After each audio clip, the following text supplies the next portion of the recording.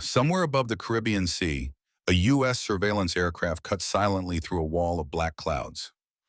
Inside the dimly lit cabin, glowing radar screens reflected across the faces of intelligence officers who had not slept in nearly 30 hours. A single photograph kept appearing again and again on the monitors, the face of Nicolás Maduro. For Washington, Maduro was no longer just the president of Venezuela. He had become one of the most dangerous political obstacles in the Western Hemisphere. Behind closed doors, inside classified Pentagon briefings and CIA strategy rooms, a phrase had reportedly begun circulating with growing urgency: capture scenario. A phrase never officially acknowledged, yet powerful enough to trigger panic across an entire nation. In Caracas, the atmosphere had already begun to change. Military convoys rolled through the streets long after midnight. Armed guards surrounded government buildings. Communications inside the presidential palace were shifted onto encrypted networks. Rumors spread through the Venezuelan capital that American intelligence agencies had penetrated Maduro's inner circle. Nobody knew how deep the infiltration went, but fear itself had already become a weapon. This shadow war did not begin overnight. Its roots stretched back years earlier, when the United States publicly accused Maduro's government of corruption, narco-trafficking, and ties to international criminal networks. Washington placed massive sanctions on Venezuela's economy, freezing billions of dollars and cutting the country off from much of the global financial system. Then came the unprecedented move. The U.S. Department of Justice announced multi-million-dollar rewards for information leading to the arrest of senior Venezuelan officials, including Maduro himself. To much of the world, it looked like political pressure. But inside the American security establishment, the conversation was evolving into something far more dangerous. During the administration of Donald Trump, Venezuela became one of the most explosive issues in U.S. foreign policy. High-level meetings reportedly explored scenarios that went beyond sanctions and diplomacy. If Maduro refused to step down, what options remained? Military planners began quietly studying Venezuela's terrain, presidential security systems, and the loyalty structure inside the Venezuelan armed forces. At the same time, another operation was unfolding in the shadows. Former U.S. soldiers, private contractors, and anti-Maduro fighters started appearing in secret meetings across Colombia and Florida. Hidden training camps allegedly emerged near the Venezuelan border. Satellite images later revealed unusual movement patterns in isolated coastal areas. The world would eventually hear whispers about an operation that sounded too reckless to be real. A covert mission designed to enter Venezuela and remove Maduro from power. Then came May 2020. Before sunrise, armed men traveling by speedboat approached the Venezuelan coastline near Macuto. According to Venezuelan authorities, the group intended to infiltrate Caracas, seize strategic government positions, and capture Maduro himself. Within hours, gunfire erupted across the coast. Venezuelan forces responded immediately. Some attackers were killed. Others disappeared into the chaos. 2 Americans were captured alive. The images spread across international media within hours. Exhausted men in handcuffs. Confiscated weapons displayed on state television. Passports, radios, tactical gear. Caracas called it proof of an American-backed invasion attempt. Washington denied direct involvement, but the damage had already been done. For Maduro, the failed raid changed everything. Paranoia inside the presidential palace intensified. Security protocols became extreme. Meetings were relocated without warning. Routes changed every day. Even trusted officials were monitored. Intelligence officers feared that the next attempt might not come from the sea, but from within Venezuela's own military command. At the center of this growing crisis stood one unavoidable reality. Venezuela possessed the largest proven oil reserves on Earth. Beneath the collapsing economy and political chaos lay resources powerful enough to reshape global energy markets. Russia and China continued supporting Maduro's government, while the United States increased pressure year after year. Venezuela was no longer just a country in crisis. It had become a geopolitical battlefield between superpowers. Then the rumors became darker. Leaks from former intelligence personnel suggested that American agencies had mapped emergency extraction routes around Caracas. Surveillance drones allegedly monitored sensitive military zones. Offshore naval assets increased their presence in the Caribbean. Officially, these movements were described as anti-narcotics operations. Unofficially, analysts began asking a far more disturbing question. Was Washington preparing for the possibility of capturing a sitting head of state? Inside Venezuela, fear spread through the upper ranks of government. Several military officers defected. Others vanished under mysterious circumstances. Maduro responded with purges inside intelligence agencies and aggressive crackdowns against suspected conspirators. The country slowly transformed into a fortress built around one man's survival. But the deeper the pressure grew, the more unpredictable the situation became. In Washington, hardline political figures continued describing Maduro as a dictator responsible for destroying Venezuela's democracy. Among the loudest voices was Marco Rubio, who repeatedly warned that Maduro's grip on power depended entirely on fear, military loyalty, and foreign backing. Every speech, every sanction, every intelligence leak added more tension to an already volatile situation. Meanwhile, ordinary Venezuelans were trapped inside the collapse. Hyperinflation devastated savings. Food shortages became common. Millions fled the country. Entire families crossed dangerous borders searching for survival. While global powers fought a silent geopolitical war, civilians paid the price. And somewhere inside heavily classified rooms in Washington, military simulations reportedly continued. What if Maduro attempted to flee Venezuela? What if internal rebellion erupted? What if Russian advisors intervened? Every scenario carried the potential for international disaster. Because capturing Nicolás Maduro would not simply mean removing a president. It could ignite military escalation across Latin America, destabilize global oil markets, and push rival superpowers into direct confrontation. By 2024, the world had entered a dangerous new phase. The conflict surrounding Venezuela was no longer just political. It had evolved into an intelligence war fueled by surveillance, cyber operations, sanctions, propaganda, and covert planning. Yet despite years of pressure, Nicolás Maduro remained in power, protected by layers of security, backed by loyal military commanders, surrounded by allies who understood that if Caracas fell, the balance of power in the region could shift overnight. And high above the Caribbean Sea, inside that American surveillance aircraft, the glowing image of Maduro still remained fixed on the screen. Waiting. Because in the world of covert operations, the most dangerous missions are often the ones that officially never existed. June 3rd, 2024. 11:48 p.m. The lights inside the Venezuelan presidential compound suddenly went dark for exactly 43 seconds. To ordinary citizens in Caracas, it looked like another routine power failure in a country already drowning in infrastructure collapse. But inside the intelligence community, the blackout triggered immediate alarm.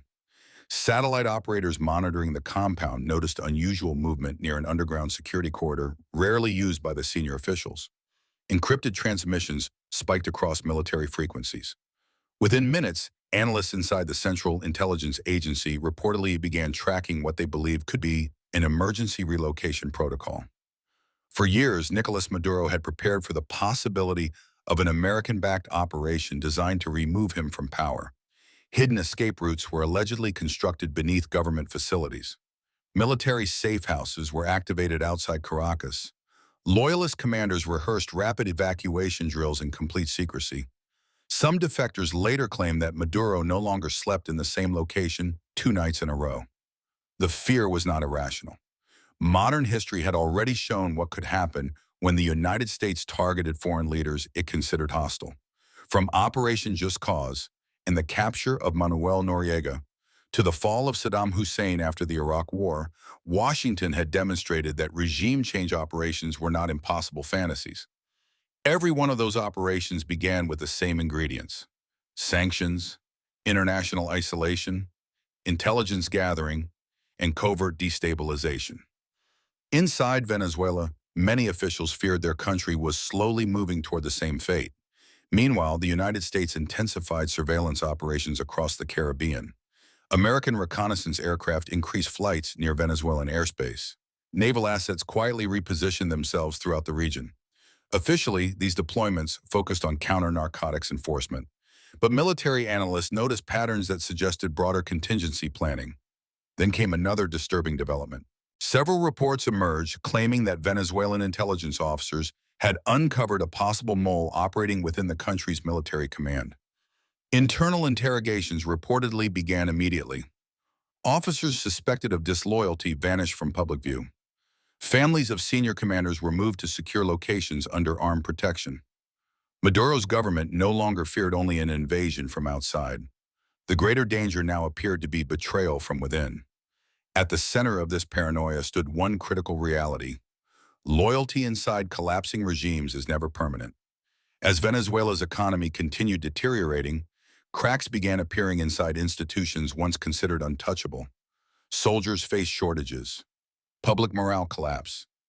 Corruption spread through every layer of the system. According to defectors, some commanders quietly opened communication channels with foreign intermediaries, hoping to secure protection if the government ever fell. Washington understood this weakness. The strategy was no longer only about military force. It was psychological warfare, economic suffocation, information dominance. The objective was to create enough pressure that the system around Maduro would eventually fracture from the inside. And sometimes it almost did. In 2019, opposition leader Juan Guaido declared himself interim president of Venezuela, receiving immediate recognition from the United States and several Western nations. The move triggered political chaos across the country. Massive protests erupted. For a brief moment, it appeared possible that Maduro's rule could collapse entirely. But it didn't. The military remained largely loyal. Russian advisors reportedly continued supporting Venezuelan defense systems. Chinese financial ties kept parts of the economy alive. Iranian fuel shipments entered Venezuelan ports despite international pressure. Slowly, Venezuela transformed into something far larger than an isolated dictatorship. It became a symbol of resistance against American influence for rival global powers. That made the situation even more dangerous, because capturing Maduro would no longer affect only Venezuela. It could provoke an international crisis involving Moscow, Beijing, Tehran, and Washington simultaneously. Inside classified Pentagon simulations, analysts reportedly explored nightmare scenarios. What if Russian military contractors defended Maduro directly? What if urban warfare erupted in Caracas? What if oil infrastructure was sabotaged during a regime collapse? Every possibility pointed toward catastrophic instability. And still, the pressure continued building. In late 2024, reports surfaced that American cyber units had increased operations targeting Venezuelan communication networks. Independent investigators noticed strange disruptions affecting military data systems and state-controlled infrastructure. Neither side publicly acknowledged responsibility. Yet the invisible conflict was clearly escalating. Then came whispers of a secret extraction list. According to former regional intelligence officials, American agencies had allegedly identified high-value Venezuelan figures who could be detained or removed if the political situation suddenly collapsed. Maduro's name reportedly stood at the top. No official documents confirmed the claim. No government admitted such planning existed. But inside Caracas, officials behaved as if the threat were real. Security checkpoints multiplied throughout the capital. Foreign diplomats were monitored closely. Anti-aircraft systems near sensitive government locations were upgraded. Even Maduro's public appearances became increasingly unpredictable. State television broadcasts were often delayed intentionally, preventing adversaries from tracking his real-time location. The president of Venezuela was no longer governing like a politician. He was surviving like a hunted man. And somewhere beyond the horizon, American surveillance systems continued watching every movement, every convoy, every aircraft, every signal. Because in modern geopolitical warfare, the capture of a leader does not begin with soldiers storming a palace. It begins years earlier, with intelligence, with fear, and with the slow realization that someone, somewhere, is always watching. January 11th, 2025, or 26 a.m., the streets of Caracas were silent beneath heavy rain when an encrypted message reportedly reached a secure operations center in Washington. The transmission was brief, fragmented, and marked with the highest classification level. According to later intelligence rumors, the message suggested unusual military movement inside Venezuela's Presidential Security Division. Multiple armored units had changed positions without prior notice. Communication channels connected to Miraflores Palace suddenly went offline for 7 minutes. Inside the Pentagon, analysts immediately feared one possibility. Something had triggered an emergency protocol around Nicolás Maduro. What happened next remains buried beneath layers of secrecy, conflicting reports, and political denials. But intelligence leaks over the following months painted the picture of a government preparing for what it believed could be the final phase of American pressure. Maduro's inner circle reportedly divided into two camps. One side believed negotiations with foreign powers were necessary to guarantee survival. The other argued that any sign of weakness would invite a direct operation aimed at capturing the Venezuelan president. Trust inside the regime began collapsing. Senior officials monitored each other. Military commanders avoided electronic communication. Entire meetings were conducted without phones, computers, or digital systems. The fear of infiltration had become absolute. Meanwhile, the United States continued tightening its grip around Venezuela through sanctions, intelligence operations, and diplomatic isolation. Washington publicly framed its campaign as a fight for democracy and anti-corruption. But critics around the world argued that Venezuela's massive oil reserves remained the real prize beneath the political language. Inside Latin America, the possibility of a direct American intervention triggered deep historical anxiety. For decades, the shadow of U.S. involvement had shaped the region's politics. From covert operations during the Cold War to military interventions justified in the name of stability, memories of past American actions still haunted governments across South America. Many feared that Venezuela could become the next chapter in that history. Then another incident pushed tensions even higher. A Venezuelan military helicopter disappeared briefly from radar near the Colombian border before reappearing nearly 40 minutes later. Unverified reports claim the aircraft may have been carrying sensitive government personnel connected to emergency evacuation planning. Intelligence agencies across multiple countries began monitoring the region more aggressively. Every movement now carried strategic significance. Every disappearance created new speculation. And at the center of it all stood Maduro, increasingly isolated, increasingly protected, and increasingly trapped. By this stage, Venezuela no longer resembled an ordinary state. It functioned like a fortress under permanent siege. Armed checkpoints dominated highways entering Caracas. Foreign journalists faced surveillance. Intelligence officers monitored airports, ports, and communication hubs around the clock. According to defectors, specialized units loyal only to Maduro handled presidential security separately from the regular military chain of command. The reason was simple. History had taught authoritarian governments that external invasions are dangerous, but internal betrayal is fatal. In private discussions, American intelligence experts reportedly debated whether Maduro would ever voluntarily leave power. Some believed economic collapse would eventually force negotiations. Others argued that only direct removal could end the standoff. But every option carried terrifying consequences, because Venezuela's alliances had grown deeper over time. Russian military cooperation expanded throughout the crisis. Chinese economic investments tied Beijing to the survival of the Venezuelan state. Iranian networks reportedly assisted Caracas in bypassing sanctions and maintaining fuel supplies. Any operation against Maduro risked creating an international confrontation far beyond Latin America. And yet, despite all the risks, the rumors never stopped. Whispers of covert missions, secret negotiations, potential extraction plans, foreign mercenaries, sleeper assets inside the military. The line between conspiracy and reality slowly disappeared. Then came the psychological dimension of the war. State-controlled Venezuelan media began portraying the United States as an empire preparing to invade the country and kidnap its president. Dramatic broadcasts showed military exercises, armed patrols, and anti-American speeches designed to rally nationalist support. The government needed the population to believe that Maduro was not merely defending political power, but defending Venezuela itself from foreign domination. Washington responded differently. American officials continued framing Maduro as a corrupt authoritarian responsible for economic collapse, repression, and mass migration. International pressure campaigns intensified. Arrest warrants remained active. Intelligence monitoring expanded. Both sides understood something critical. The conflict was no longer only about territory or politics. It was about perception.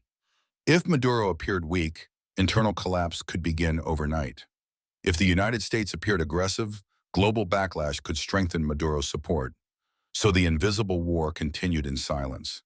Across encrypted servers, inside diplomatic meetings, within covert intelligence operations that officially did not exist. And somewhere inside a heavily guarded compound in Caracas, Nicolás Maduro reportedly slept beneath multiple layers of armed protection while surveillance drones circled high above the city in the darkness. Because in the 21st century, the fall of governments rarely begins with explosions. It begins with isolation, with fear, with intelligence agencies slowly tightening a net that the world cannot see until it is already too late. March 2nd, 2025, 1:13 a.m. A storm moved across the Caribbean as an American destroyer drifted silently through international waters north of Venezuela. Officially, the vessel was participating in a regional anti-trafficking mission. Unofficially, intelligence observers believed the deployment represented something much larger. A warning. Deep inside Caracas, the atmosphere had become suffocating. Government ministers arrived at meetings through underground entrances. Military escorts doubled around presidential routes. Entire sections of the capital were placed under surveillance by Venezuela's own intelligence services. According to former insiders, Maduro's security teams had begun preparing for a scenario once considered unthinkable: the physical extraction of the Venezuelan president from the country if a coordinated collapse ever began. Safe corridors toward allied nations were allegedly mapped in secrecy. Aircraft remained fueled at undisclosed locations.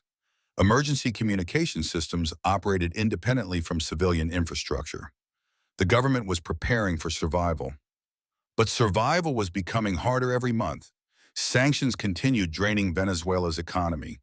Oil production struggled under international restrictions. Black market networks expanded across the country. Organized criminal groups gained influence in regions where state authority weakened. Millions of civilians had already fled Venezuela over the years, creating one of the largest migration crises in modern history. Yet despite the collapse surrounding him, Maduro remained in power. That reality frustrated many inside Washington. Some American officials reportedly believed the pressure campaign had reached its limit. Others argued that time itself was working against Maduro. But within intelligence circles, one concern overshadowed everything else. If the regime suddenly collapsed, who would control the chaos that followed? The answer terrified policymakers. Because Venezuela was heavily armed, military stockpiles, paramilitary groups, intelligence agencies, foreign operatives, criminal networks, and rival political factions all existed within the same unstable environment. A direct attempt to capture Maduro could trigger urban warfare inside one of South America's largest cities. And Caracas was not Baghdad. It was a densely populated capital filled with civilians trapped between competing forces. Inside classified simulations, analysts reportedly explored worst-case outcomes: widespread infrastructure sabotage, oil facilities set on fire, armed loyalists launching retaliatory attacks, foreign intelligence assets disappearing into neighboring countries. Every projection ended with regional instability spreading far beyond Venezuela's borders. Meanwhile, Maduro intensified his public appearances. State television broadcasts showed him standing beside military commanders, touring bases, and promising resistance against foreign pressure. Every speech carried the same underlying message: Venezuela would never surrender to Washington. But behind the cameras, the government's paranoia continued deepening. Counterintelligence units allegedly monitored officials for signs of foreign contact. Banking activity was scrutinized. Travel permissions tightened.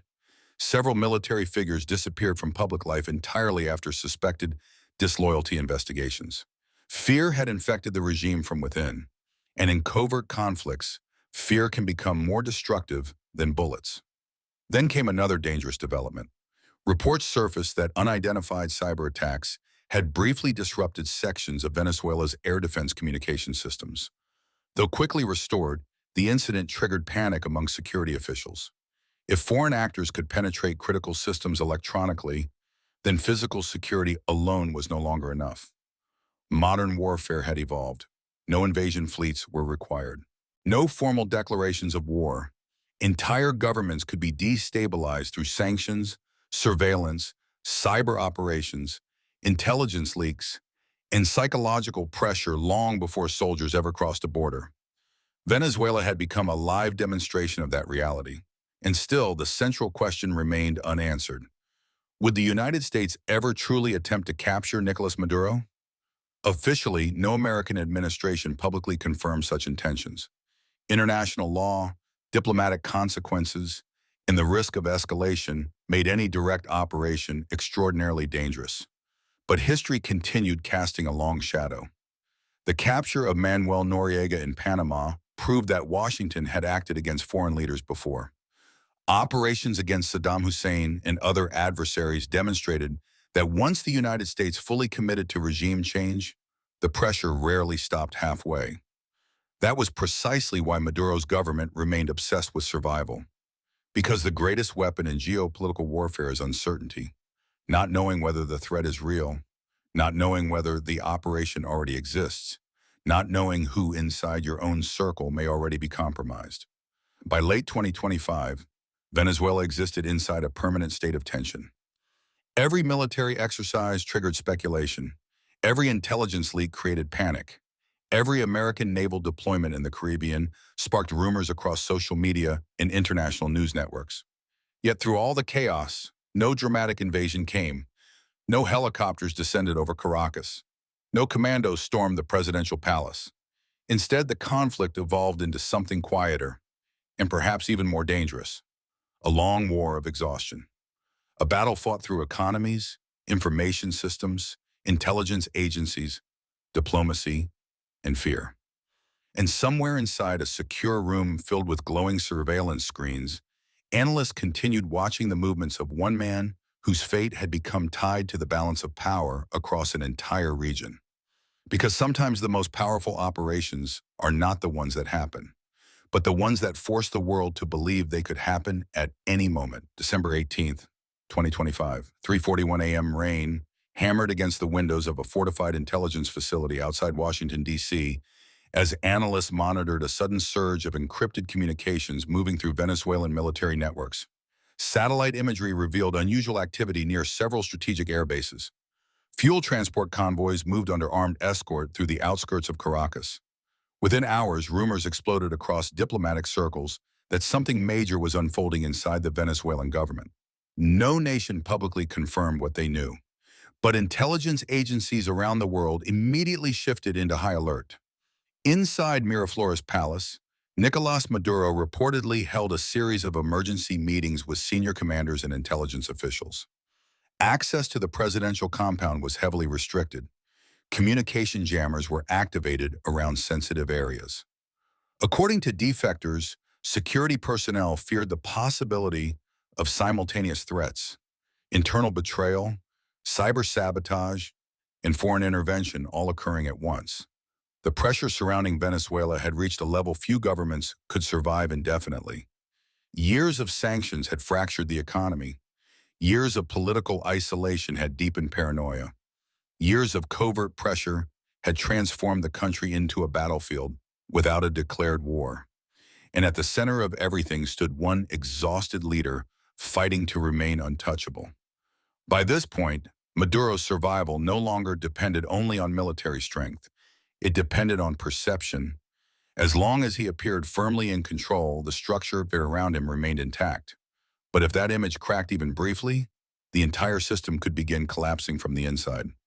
Washington understood this perfectly. That was why information warfare became one of the most powerful weapons in the conflict. Leaks, rumors, satellite images, intercepted communications, diplomatic statements, every piece of information carried strategic weight. Sometimes the goal was not direct confrontation.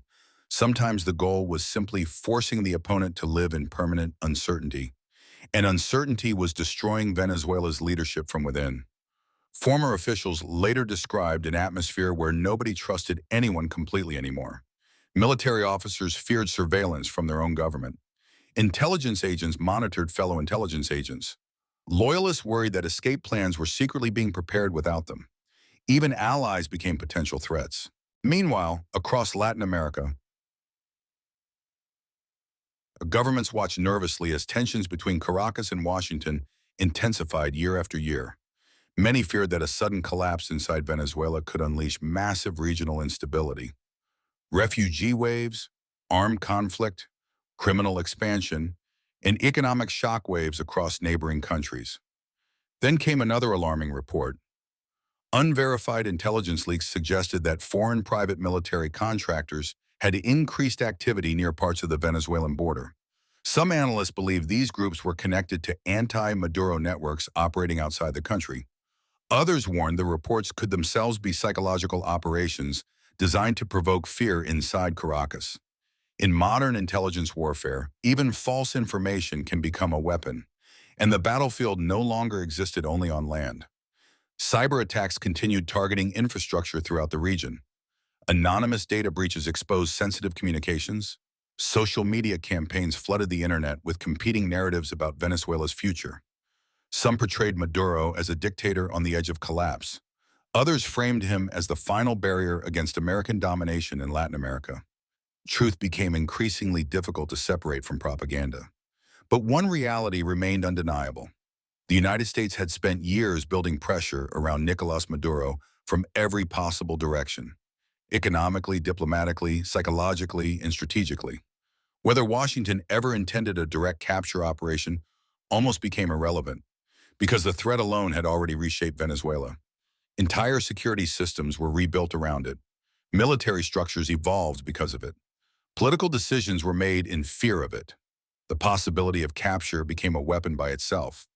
And perhaps that was always the true objective, not necessarily to launch a dramatic operation in front of cameras, but to force a hostile government into permanent defensive survival mode until exhaustion slowly consumed it from within.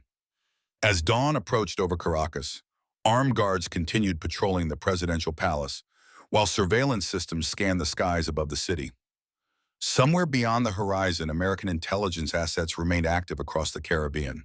Satellites continued recording. Signals continued intercepting. Analysts continued watching. The invisible war never truly stopped. Because in the 21st century, global power is no longer measured only by armies or bombs. It is measured by who controls fear, who controls information, and who can make an enemy feel surrounded without ever firing a single shot. The story of Nicolás Maduro was never just about one man. It was about how modern empires fight in silence, how governments survive under siege, and how, in the shadows of geopolitics, the most dangerous battles are often the ones the public never fully sees.